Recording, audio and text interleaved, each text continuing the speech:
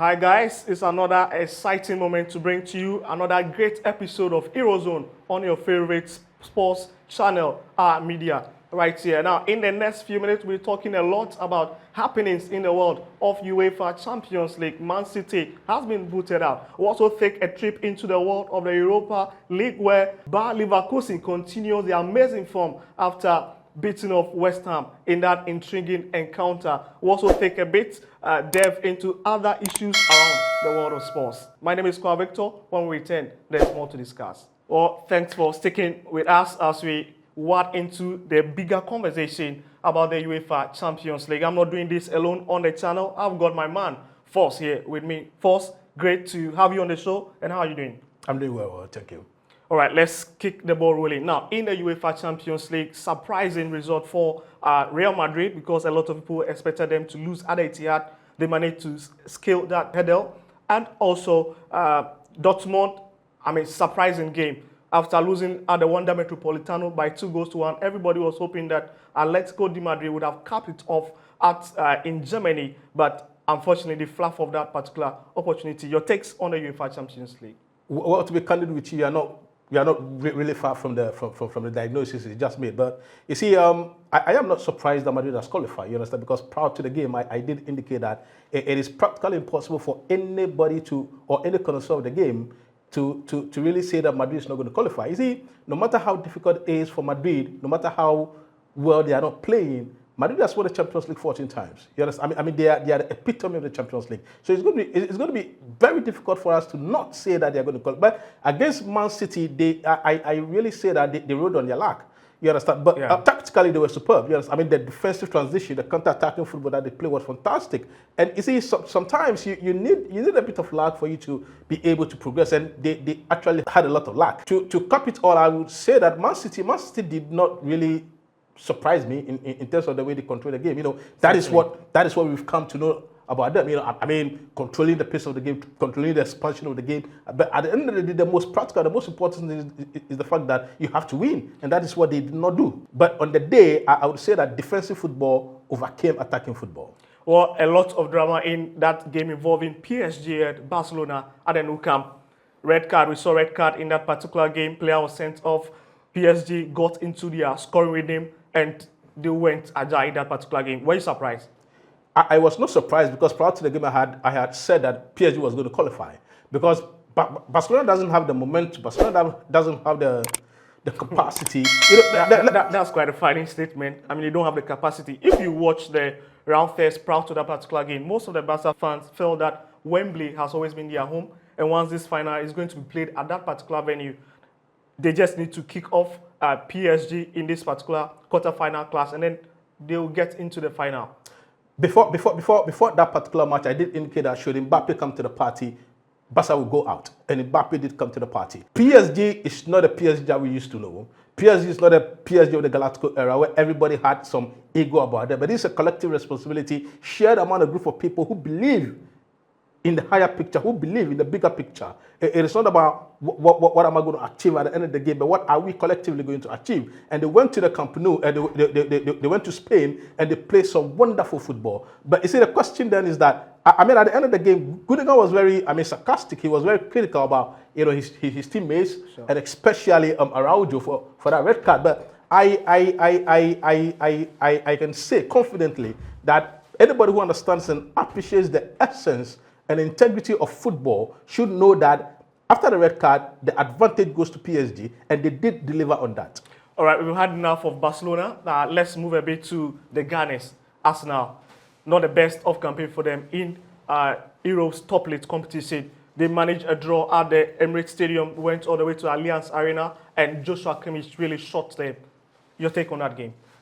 That to me, that was the biggest surprise of the whole competition, because I really expected us not to qualify. Because if you look at the form of Bayern Munich currently, they are not doing well. But if you look at Arsenal in the Champions League, Arsenal in the league has been fantastic, for the past couple of months. And the problem that I've got with Arsenal over these past 2 legs is the fact that what they have been doing critically well is what they've not been able to do for the past two two matches. I mean, defensively, they've been very good, right? Very Very good. Very solid at the back, especially the back four. But, I mean, against Bayern Munich, both legs at England, and then in Germany. That was purely, basically, their undoing, right? Because very disgraceful defending. I wouldn't say it was disgraceful defending, but at the topmost level, they are shambolic defending that you should not be able to do, and that is exactly what cost them the semi-final spot. Few seconds on Atletico, Madrid, and then Dortmund. Big game at the Signal Junior, but unfortunately, the Spaniards lost that game. That game was practically a defense versus attack. It was more a reincarnation of the Madrid versus Man City game. Sure. Just that Dortmund has so much firepower about them to the extent that Atletico Madrid could not withstand their firepower. But at the end of the day, you see, it is very interesting for us to realize that two German clubs are in the Champions League semis. Two German clubs that are not doing well in the Bundesliga because Bayern Munich has lost the title. Sure. Dortmund is almost fifth or sixth, right? So we have two clubs that are doing well domestically, but they've come to Europe and they're doing fantastic level. First, let's touch a bit on the goal king race. Kylian Mbappe and Harry Kane, 8-7 for these players. Who is going to finish at the end of the UEFA Champions League topmost?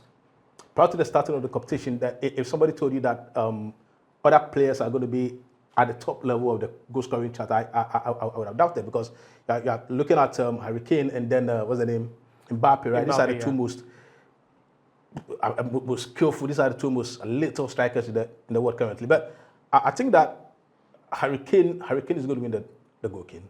No two ways about that.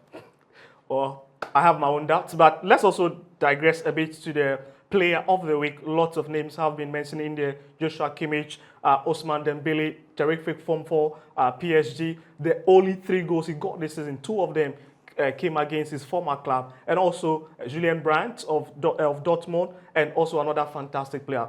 Your take on that? I would say the man of the week should go to Dembele. You understand? Because in France, he really did not come to the party, but he showed against what's the name, Barcelona that year. I mean, he's been there before. He's seen it, and he went to Spain and then conquered Spain. So I would say that it should be Dembele. Let's move into the Europa League. West Ham. I mean, they were very close to giving Bayern Leverkusen that scare of their season. Their unbeaten run. Unfortunately, at the Atalanta Stadium, Jeremy Frimpong got the goal for them. Your take on that game? Are you not entertained? Very entertained. Because at the end of the day, I really... I mean, the way you asked me...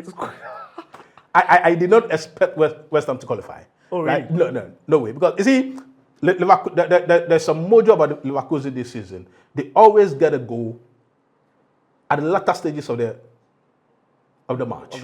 You see, they've got some belief that no matter what happens, they're going to get a goal. No matter what happens, they are never going to lose. Either they're going to win or they're going to get a draw. And that's exactly what happened. I mean, it's 7th minute, they got a goal. Let's also touch a bit on the Europa Conference League, where Aston Villa has been in a very terrific form. They managed to cross over into the next hurdle of that tax. Big game for Aston Villa, great form in the English Premier League, and in Europe, they are conquering other teams. Unai Emery is doing something fantastic. You understand? I mean, he was actually booted from Arsenal. He's come to Aston Villa, right? Whom last season did not have a good season, but this season they are 4th on the league, and they're doing something that I feel that Newcastle did last season. So they are just replicating what Newcastle United did last season. And what the greatest aspect of the fact that they've been able to manage the EPL and then European assignments. I mean, a lot of clubs have not been able to do that because of the lack of depth in their squad. But Aston Villa and Unai Emery has been able, massively been able to juggle both the English Premiership, the FA Cup, and then the Europa Conference League. So I am not really surprised. Just that yesterday they had a bit of a scare, where they went 2 goals down, and then in the 7th minute they got a goal that took them into the penalty shootout. Yeah. So I am not really surprised that Aston Villa is in the semis. But what is really going to be surprising is that should they not be able to go to the finals, because so far they are the strongest, they are the biggest club left in the Europa Conference. Well, let's take a look at the fixtures for the semi-final of the UEFA Champions League, which is displayed on your screen.